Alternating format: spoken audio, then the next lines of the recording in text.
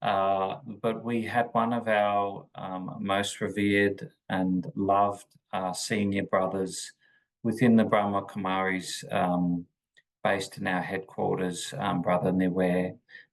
He uh, passed on a couple of days ago, and he's the processes of celebrating his life and cremation are happening today and tomorrow. So she has been busy with that, and so is Sister Gayatri, and so is Brother Charlie. So tonight is just an opportunity for us, as we said at the Call of the Time in Bali, for us to just check in with each other, reconnect, see how we're going.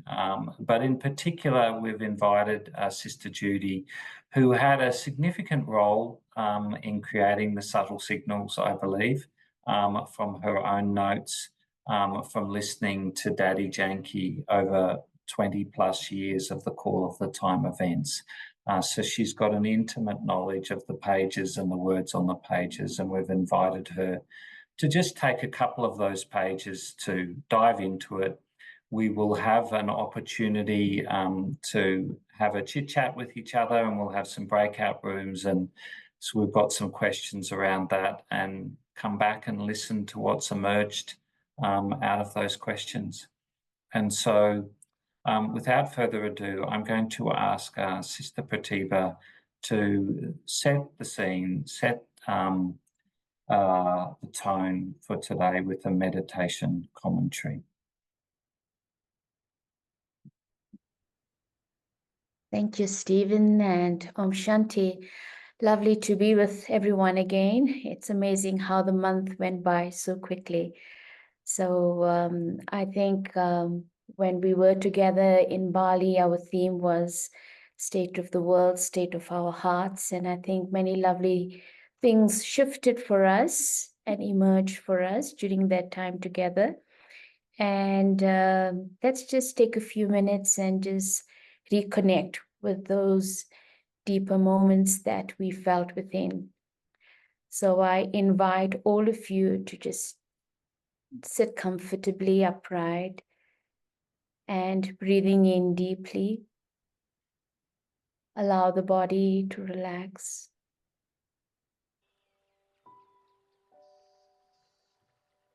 And as you relax your body, just begin to feel that sense of quietness within you growing.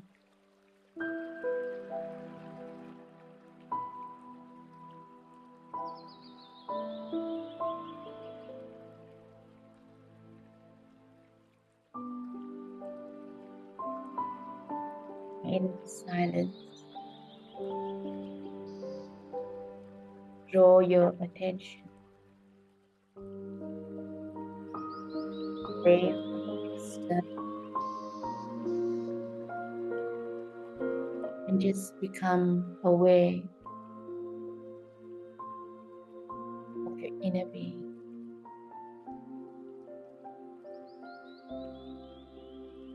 Center yourself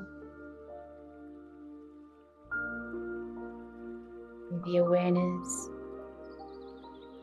of your authentic whole self.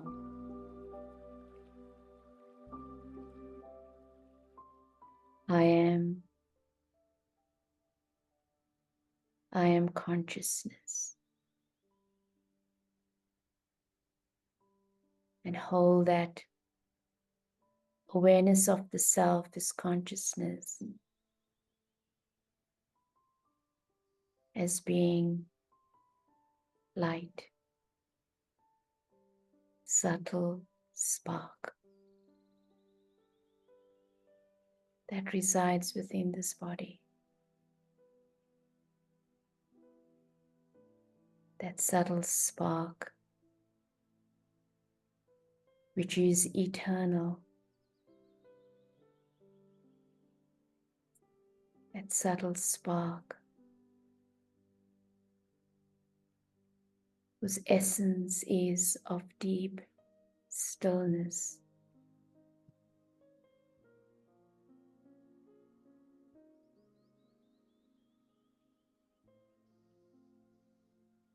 And just give yourself this moment to rest in that stillness of who you are truly.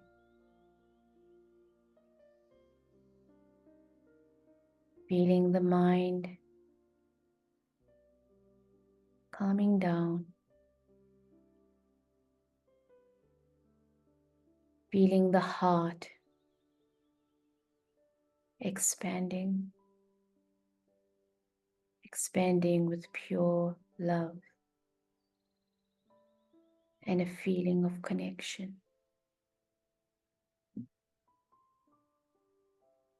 Connection with each other,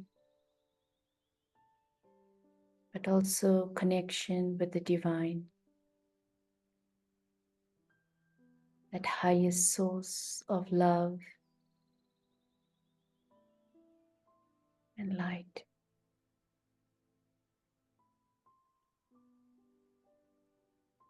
And in this connection with the divine,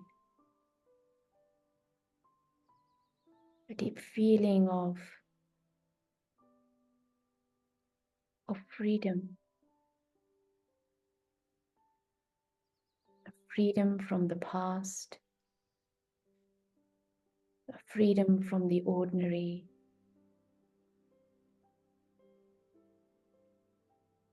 a freedom from old emotions. And through this connection, a feeling of renewal and light.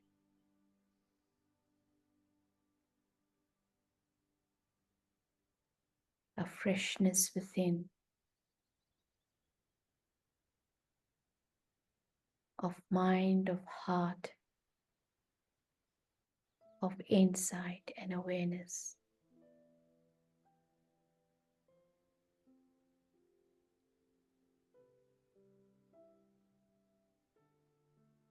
So holding this feeling of connection, just be still and absorb.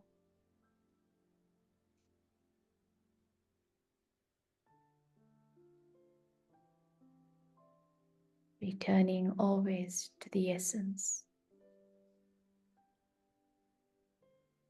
of being light, the soul, peace.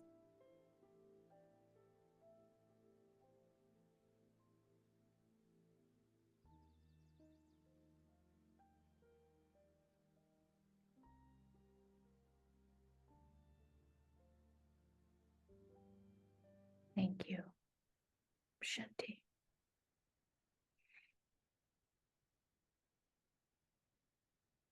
Om Shanti, everyone. Good evening. That was lovely, Pratibha. I'm feeling very mellow and connected with all of you, which is very nice for me because some of you I have met and some of you I haven't met. So as Stephen said, we worked closely with Dadi Janki for many years in the call of the time. And she was always concerned about the well-being of each one in the room. And she referred to each of you as her friends. And throughout the thing, she would talk about you as her friends. So I am going to read you a couple of these passages. And I picked a couple that have to do with influence, because when I was in Bali last year, that came up a lot. And I suspect it came up this year as well. What influences us? What pulls the soul? And so she spoke about influence quite a bit. So I thought I would read you a couple of these, and then I'll read you one more, and then I'll chat with you a little bit. All right. So, and there's no page numbers in this book, so I would give you a page number, but there aren't any. So the first one, she said, if someone makes a mistake and you see it, do not allow it to affect your vision of that person. People come under the influence of their own deep patterns. It's not their fault. We have to have pure feelings for them to be able to change. See their specialties. No matter what the soul might be like, your pure feelings and good wishes will transform the soul. Do not stop giving them love. They need you even more at the time they have made a mistake. Let your effort be natural. When there is a foundation of subtle spiritual love, you will have good feelings for everyone. So the question I would leave you with on this one is, what do we have to do inside to allow ourselves to not see the mistakes someone has made and to only have pure feelings for them so they can change? In other words, how do we give love to those who aren't behaving in a very lovable way? It's easy to love the lovable ones, right? Babies, puppies, people who are behaving well. But the ones who need our love are the ones who are struggling. So, and Dada used to say to those who came to Call of the Time, she would say, each of you will serve 100,000. And this is what she meant by service.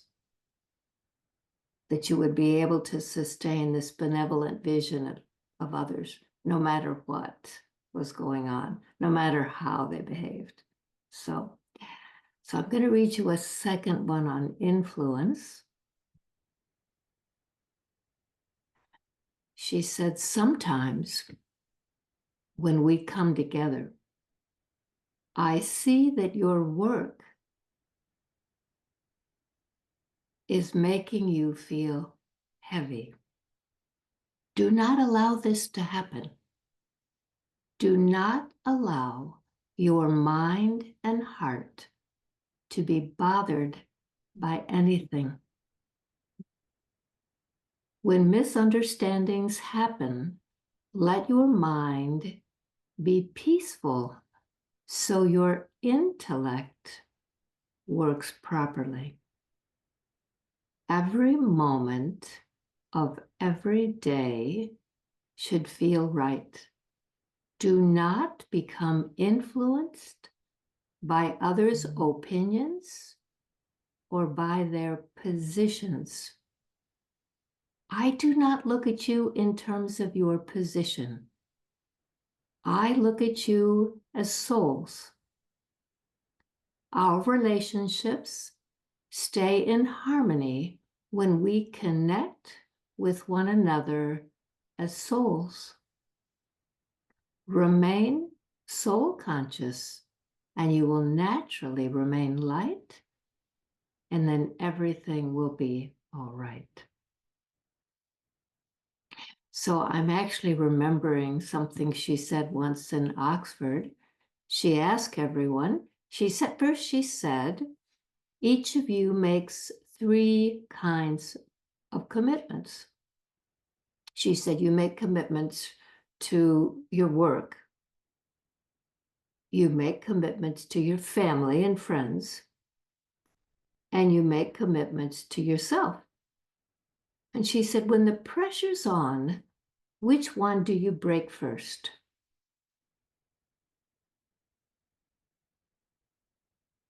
And almost everyone said, my commitment to myself. And she said, and then? And most people said, to my friends and family. And she said, that's exactly backwards. She said, because when the pressure is on, you need that inner strength that comes from keeping your commitment to yourself, right? To your spiritual well-being, to time for reflection, to caring for the body, etc. So this business about becoming heavy happens when we do that, when we break our commitment to ourselves and we preference work. Then we rob ourselves of that strength that allows us to move through heavy times, crisis times, etc. So, in this business of influence, if we think someone's very important, it's a boss or it's someone that's got a big title, we tend to be trying to please them subtly. Sometimes we're not even aware of it, but we want them to see how well we're doing. We want them to see that we're coming through. But she said, no, that's the wrong kind of influence. No matter what the position, you look at them as souls, right? As being of light inside, also doing the best they can, but not as the boss or the president or the this or the that, just as souls. So this business of influence, so that's the second piece, right? The first one is let's don't be influenced by the mistakes of others, just love them. And then this second one, let's not be influenced by others' opinions. Let's be true to ourselves. Let's keep the priority in our own spiritual well-being. So I think as you're thinking about this after we are on this call, you might ask yourself, what kinds of practice do we need in order to keep our minds at peace and our relationships in harmony? Because just like anything, the practice is what allows us to do that when we're under pressure. We don't want to wait till we're under pressure to think, okay, let me get myself together here.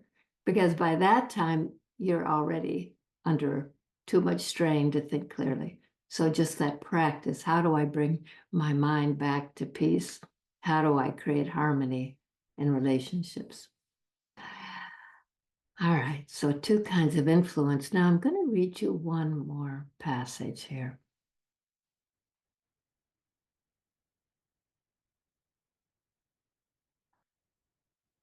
One of the important things that happens in spiritual gatherings is the creation of a powerful atmosphere. This happens even when a few of us sit together. The vibrations of our coming together reach very far. It is the quality of our conversations that creates the atmosphere. Some have negative conversations. Some are worried. Some only have conversations about physical things. They worry about children, home, and family.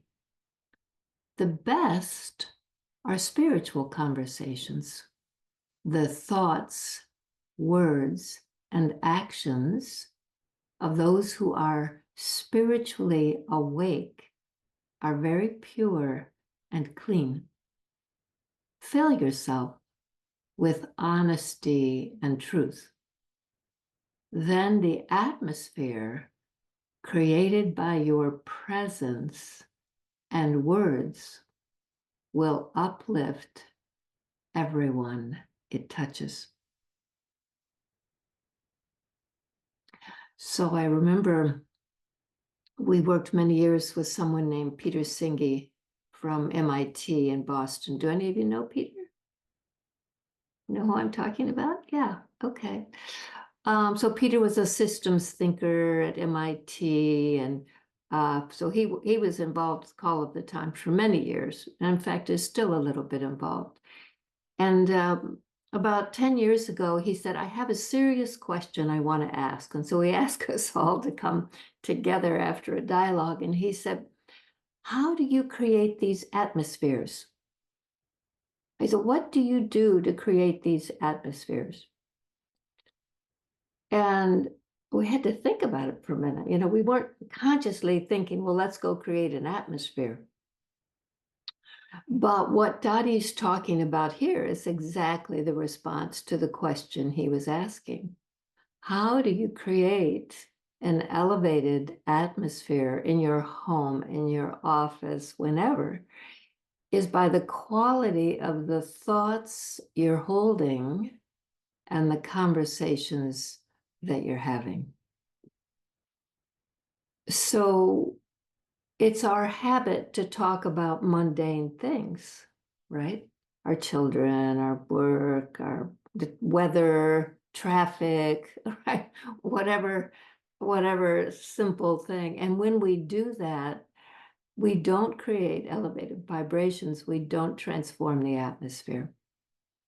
So when she talks about having spiritual conversations, that's what we do in Call of the Time, right?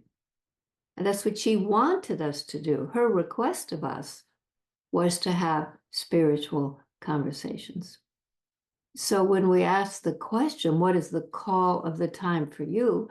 It's not about making sure that your income is at the level it needs to be, or that you are, have the right exercise routine, although those are all good things. But it's really about, what is it in your heart that's calling you? What is calling you to, in sense of purpose and sense of your most elevated self?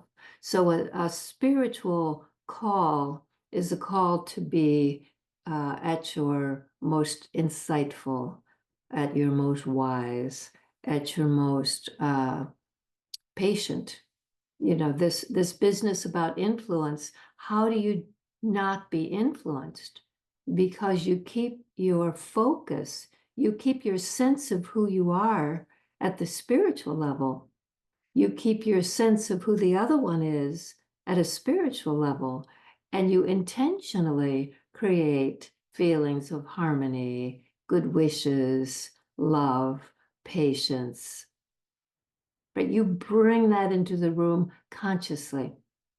So instead of reacting, I can't believe that one's doing that again. They always do that. I'm so tired of having to deal with this, right? That kind of thing. Or what does this one think of me? Maybe I ought to do such and such so they think well of me. Instead of those kinds of thoughts, your consciousness is, what does this room need from me? What does this person need from me? This person needs my patience. This person needs my good wishes. This person needs my kindness, my blessings, my elevated vision of them. That's called benevolence, right? And so when you're bringing a spiritual dimension to a physical environment, what you're bringing in is the awareness of benevolence. You're bringing in this awareness of, what can I bring to the situation to uplift the situation? Now, this takes power, right? It takes inner power to be able to do this, because some part of us wants to just react to the situation. But we have someone who's in Call of the Time for many years. He used to be the head of Unilever in Southeast Asia, based in Singapore. And he said, what I think happens with Call of the Time is we're building spiritual capacity.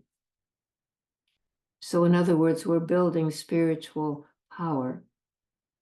So when we do, so Pratibha just walked us through this sequence of thoughts. What am I doing with my mind? What am I doing with my heart? What kind of thoughts am I holding? So as we put ourselves in that state, and then we share that in the situations we're in.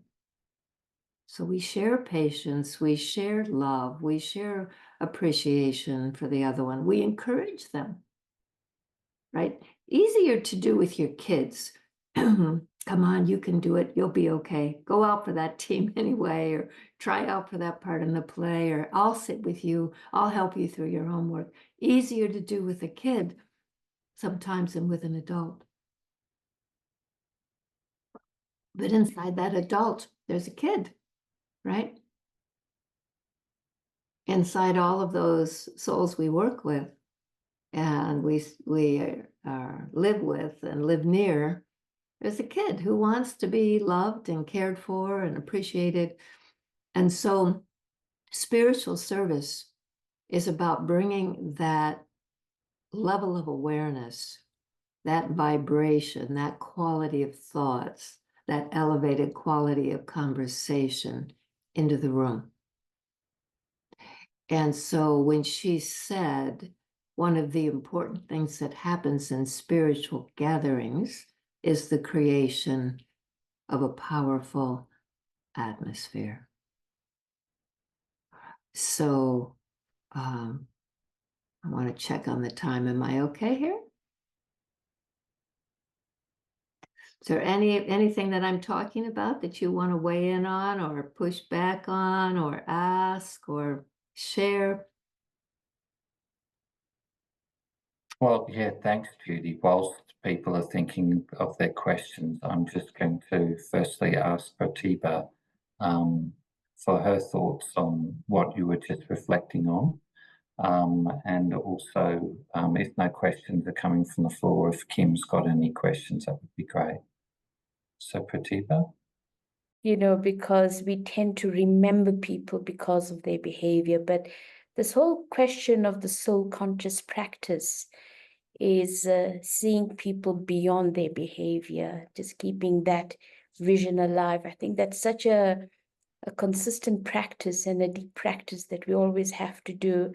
And maybe you could just share your practice of that soul consciousness, because I think we know, but many times people do find it difficult to go beyond that reaction to how we see people behave and how it impacts our hearts. Yeah. Well, I think there's practice and there's practice. So there is the practice that I do in the morning, right? So before I got on, I'm in New York, so it's 5 a.m. here. So at 3:30, I sat in my meditation room. And when I do that, I pull my focus away from whatever's on my agenda, whatever happened yesterday, whatever's going on with the body, right? I pull my focus away from that and I turn inside and I focus on the experience of being light. And I actually experiment with that experience of being light. So we are eternal beings. We're looking out through these eyes. And in that, we are naturally loving, peaceful, powerful, etc., etc. And then I connect with the source of light and I pull down that strength. And anytime the thoughts come in, I move them out and I stay in that awareness, focusing often just on love, the love that comes from the source to us. But the other practice is what happens when I walk out the door of my apartment and I run into someone and they say something that, is it's off-putting, it's disorienting, it pulls me away from where I want to be. That kind of practice is also how you get power. So your first reaction might be, I can't believe she's doing this again. My second reaction is, there must be some anxiety in the soul. Let me just be at peace here with this one. Or let me take some time with them. Let me not rush on to my next thing. Let me see if they've got a minute so I can listen and see what's going on. And I hold the awareness that I believe this situation needs. All conditions, and this may sound controversial, but I think if you think about it, all conditions, physical and mental, are actually spiritual conditions. All illnesses are actually spiritual illnesses. They represent the blockage of the light of the soul in some fashion. So all remedies must be spiritual remedies. So when you look at what's going on with someone and their behavior, whatever, what you're trying to do is you're saying, what does this one need? Sometimes what they really need is courage. They're facing something that feels too big. So let me look at this one with that sense of respect, and let me encourage them with what I say. You'll be fine. This is going to be fine. You are so good. You'll be able to do this, and I'll be here with you. Right? That kind of, you're bringing to the situation the spiritual remedy for the spiritual malady. That's called being a donor.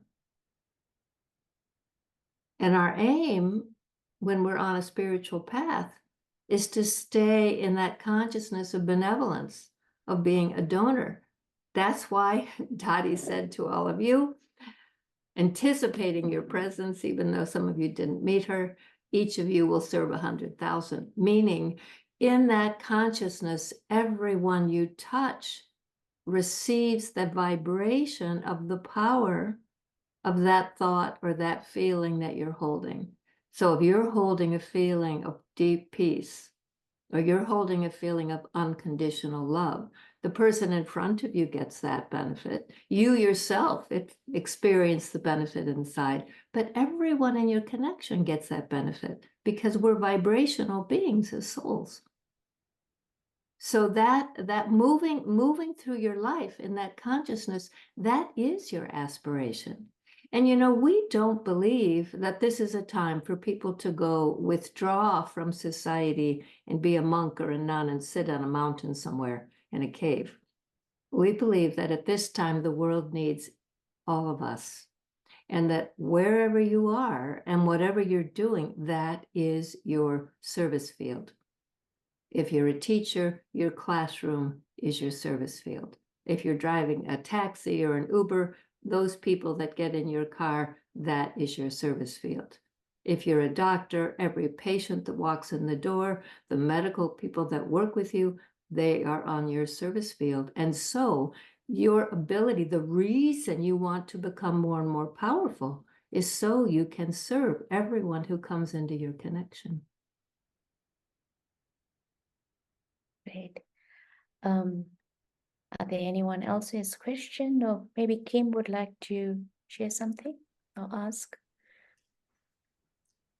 Shanti, everyone, and may I say it's a joy for me to be with two such wonderful sisters, and it's a call of the time reunion for me to be with both of you. I wanted to briefly mention this soul that Stephen mentioned, Nuevi, because he was one of those masterful creators of the atmosphere. And so this is before my question for you, Judy. It seems that some people are born with this knack. It's not really my question, but it's an observation. And maybe when we see those people who have that effortless gift to transform themselves and others around them, we could think, maybe I'm not doing so well. So one of my questions is really relating to your first point of, which Study Junkie said, if we see a mistake and we don't want to allow it to affect our vision of that person, the person who's often making the most mistakes is me. And so how do I actually work with myself to remove that critical lens that can so often undermine my stage and my spiritual aspiration? Right. This is always the effort, isn't it? What do we do? What is the effort we make in order to transform? You're right. You look at some children and they just are naturally giving and sharing, and others are not so much. But it's the original capacity of the soul is for virtue. There is no soul that in its original state isn't loving, isn't peaceful, isn't kind in its original state. But the experiences that souls have compromise their original brilliance and beauty. And they lose that shine, you might say. They become less than they were. But the reason we move on to a spiritual path is because we want to restore that. We want to put ourselves back in the state we originally were in. And I think the two aspects of practice that I spoke about are the way. One is what you do by yourself with your own mind and heart in your, if you sit in meditation or whatever. But the other is catching myself in the moment. So someone's in front of me and I feel myself having a reaction. There's a part of me that is watching me react, right? I'm not lost in the reaction. There's a part of me saying, now this is getting, I can feel my heart constricting here. I can feel my mind becoming critical. Let me pull myself back from that. Let me replace that with a vision of love for this one. They don't need my criticism. They're already in there struggling. So let me bring to them my love. You have to intervene in the moment, I think. I think you have to find in the moment what you're doing, and you have to stop the thing you're doing, and you have to replace it with the more elevated thing. You know, all of us have movies that run in our minds. And a lot of us have movies that are repeated movies. So you might have a repeated movie that says, I'm not good enough. I'm not whatever enough. You might have a movie that says, I'm always on the outside. You know, people don't think of me right away, right? Whatever that movie is that we have, that movie runs automatically. It starts without us pushing the start button. It just, the situation makes the movie run.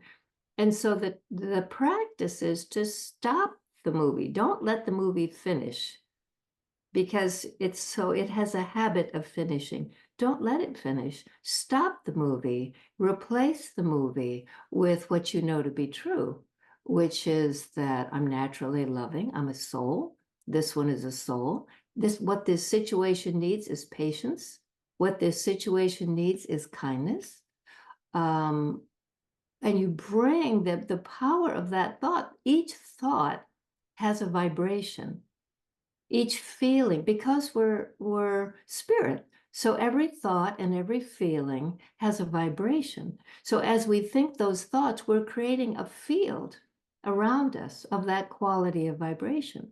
So when we shift the thought, we're shifting the field that we're standing in. We're bringing into it a field of peace, a field of love. We're actually transforming the situation there. But it starts with my ability to stop that habit of thinking, stop that movie, and bring in that whatever they need, which is this sweetness and kindness, without beating ourselves up. You know, sometimes good people, when they see themselves not progressing, become very hard on themselves. I'll never get there. I don't have that capacity. These other people can meditate. I can't meditate. No, you can't do that. You have to know that actually you have the capacity to do this, or you wouldn't be here. Something pulled you. Something said to come. Something kept you here. Now you're here. You're here because you do have this capacity. And so to cultivate that capacity with the absolute confidence that you are the ones. You are the right one to do this. You do have the capacity to bring that kind of peace and love to the situation. And, you know, I'll say one more thing. And Dottie used to talk about this. One of the things that we understand is that there is a principle at work in the world called entropy. And you know what entropy is, right? This is the body running down as it gets older. You paint your house, it looks gorgeous, and after 5 years, it's chipping. That gradual decline in quality is entropy. And throughout time, that dynamic of weakening of physical things, but also mental and spiritual things is at work. So we're quietly descending, and you might say, the energy is a descending energy. At this time, one of the reasons that Call of the Time was created by Dottie was because we understand that an energy has come in, an ascending energy has come in from the source. So now there's two energies at work. There's a descending energy that was at work with entropy. There is an ascending energy that has come in, and we're aware of both of these energies. The descending energy is very noticeable. It's explosive, it's loud, it's confrontive. We can't miss it. The ascending energy is much more refined, more powerful, but more refined. So each time I make a choice, I'm going to react and tell this one off. I've just enlarged the pool of descending energy. Or I'm going to be patient and donate love to this one because they're stressed and terrified. Now I've enlarged the pool of ascending energy. The transformation of the world has to do with the continual enlarging of this pool of ascending energy.